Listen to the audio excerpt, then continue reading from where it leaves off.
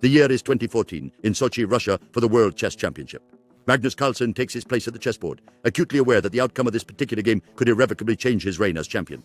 And on the opposing side sits the formidable Viswanathan Anand, a former world champion himself. With everything at stake, Carlsen decides not to take risks, chooses to be smart, and opts for the Caro-Kann Defense. This time, we'll explore two ways to play it: the classical variation and the advanced variation. Let's look at the classical variation. White occupies the center, freeing the queen and bishop. Black prepares for d5 without blocking the c8 bishop.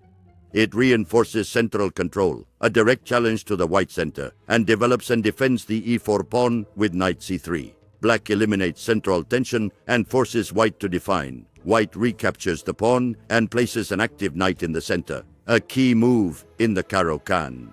The bishop moves out to e6, avoiding being trapped. They attack the bishop and gain development time with knight g3. The bishop retreats, maintaining pressure on the center and the king side. White is attempting to inconvenience the bishop and establish a stronger presence on the king side. This move effectively prevents any h5 push and offers a perfectly safe retreat square for the bishop on h7 if it becomes necessary. It's a very natural development.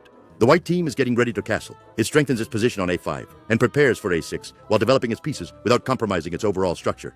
The goal of this variation is to reach a solid, balanced position, aiming for a good endgame. Its key characteristics are harmonious and secure piece development. The c8 bishop is active before e6, a flexible center without compromising structure, fewer immediate tactical risks, and it's very reliable for defending as black. Let's look at the advanced variation. This involves central control and the opening of lines. It's about preparing d5 while maintaining central flexibility. This move reinforces the center and supports the e4 pawn. Black immediately challenges the white central pawn structure. A typical move, white gains space and fixes the center. Bishop f5. The key idea here is this. The bishop moves out early to e6, specifically to avoid getting trapped. This allows for a more natural development and also control over e5 and g5. Black reinforces the d5 square and gets ready for kingside development. Bishop e2. Quiet preparation of the castling. Thematic movement. A direct attack on the white center, launched from the base. The king now moves to safety. Now white can formulate central plans, focusing on development and increasing pressure on d4 and e5 with the move knight to c6.